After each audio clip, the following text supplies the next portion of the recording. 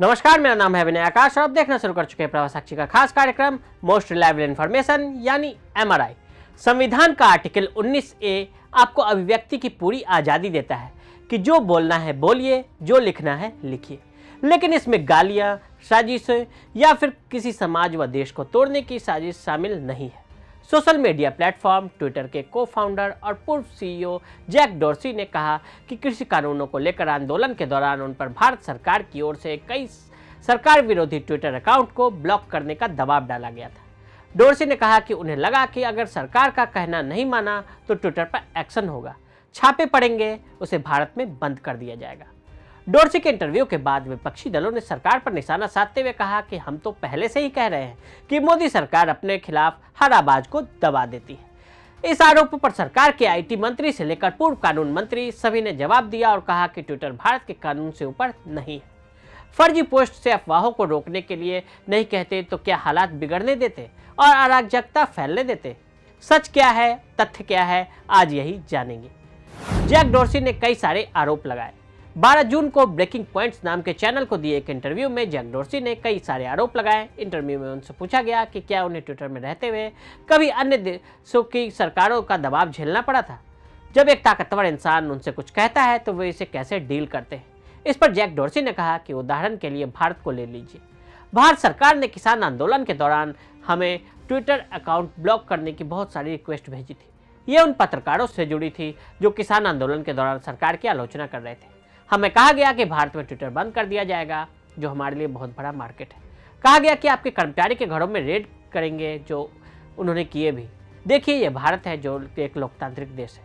भारत के बाद उन्होंने तुर्की की मिसाल दी। डॉर्सी के मुताबिक जहां की स्थिति भारत जैसे ही है, वहां से भी उन्हें बहुत सारी रिक्वेस्ट भेजी गई थी। विपक्ष के सवाल। डॉर्सी के आरोप लगाते ही विपक्ष ने इसे लपक लिया। केजरीवाल ने कहा कि अगर ऐसा हुआ तो बहुत गलत है। कपिल सिब्बल ने कहा कि जैक डॉर्सी झूठ क्यों बोलेंगे। संजय राउत ने कहा कि पर्दे के पीछे लोकतंत्र की हत्या हो रही है। कांग्रेस ने कहा कि हर उस आवाज का दमन हो रहा है जो सरकार के खिलाफ उठ रहे हैं। कांग्रेस अध्यक्ष मल्लिकार्जुन खड़गे ने ट्वीट किया कि भाजपा आरएसएस के राजनीतिक वंशज, जिनके पूर्वज स्वतंत्रता के आंदोलन में हिंदुस्तानियों के खिलाफ खड़े होकर अंग्रेजों के पक्ष में लड़े, वो ट्विटर के पूर्व सीईओ के बयान पर राष्ट्रवाद का ढोंग न रचे।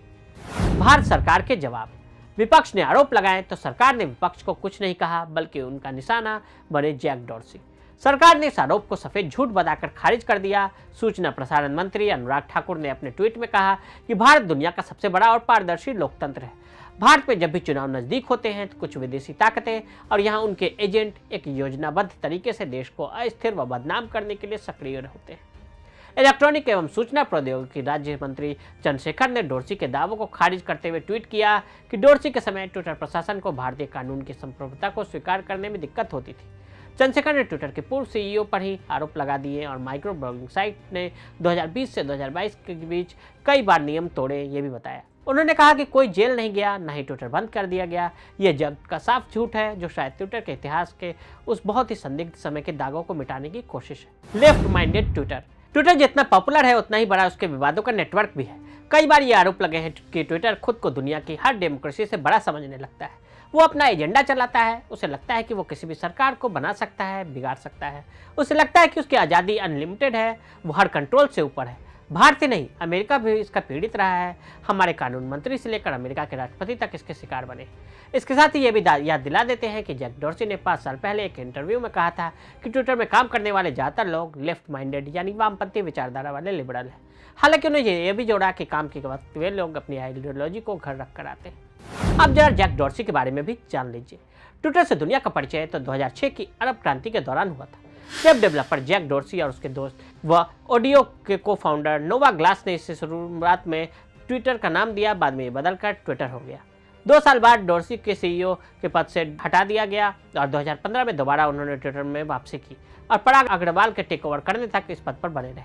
ट्विटर के को फाउंडर और सीईओ होने के अलावा वो एक अनुभवी एंटरप्रेन्योर भी है। डॉर्सी ने 2011 में पेमेंट प्लेटफॉर्म स्क्वायर और 2019 में ब्लैक इंक डेवलप किया। जैक ने कुछ महीने पहले एक और social media app blue sky भी लॉन्च किया। विवाद और जैक दोनों साथ साथ चलते हैं। ये तो हो गया जैक डॉर्सी का मोटा माटी परिचय, लेकिन बिना विवादों की चर्चा किए ये परिचय पूरा नहीं होता।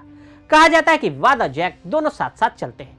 इसी साल मार्च में अमेरिका रिसर्च फर्म हिंडनबर्ग ने जैक डॉर्सी पर गंभीर आरोप लगाए थे।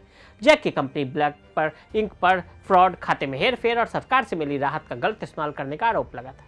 2 साल पहले साल 2021 में जून के महीने में ट्विटर ने अपने लाइव ब्रॉडकास्ट के दौरान लेह को चीन का हिस्सा दिखा दिया था। इस खबर के आते ही भारत सरकार ने ट्विटर को चेतावनी जारी की थी और कहा था कि मैप को इस तरह से दिखाना गैरकानूनी है।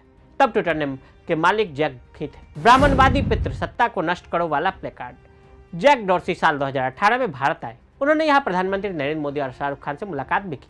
इसके बाद सामने आई एक तस्वीर ने बवाल मचा दिया। इस तस्वीर में लिखा था कि ब्राह्मणवादी पितृसत्ता को नष्ट करो। मार्च 2023 में पत्रकार मैट टाइबे ने खुलासा किया था कि करीब 40,000 ऐसे ट्वीट अकाउंट को बंद कर दिया गया था जो हिंदू राष्ट्रीयता वाले थे।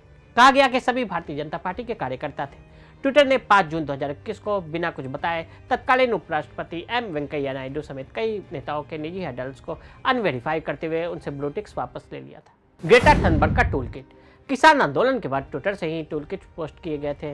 पर्यावरण एक्टिविस्ट ग्रेटा थनबर्ग ने अपने ट्विटर हैंडल से ये टूल किट शेयर किए थे। टूल किट पे 26 जनवरी को दंगे की पूरी डिटेल दी गई थी। भारत सरकार पर अंतर्राष्ट्रीय दबाव बनाने की कार्य योजना साझा की गई थी और 5 चरणों के दबाव बनाने की बात कही गई थी, लेकिन ग्रेटा ने बिना पढ़े उस ट्वीट पर शेयर किए और बाद में फिर उसे डिलीट कर दिया था। तो आज हमने आपको ट्विटर के को फाउंडर और पूर्व सीईओ जैक डॉर्सी की कहानी बताई। आज के लिए दी इजाजत। ऐसे ही रिपोर्ट्स को देखने के लिए देखते रहें प्रभा साक्षी।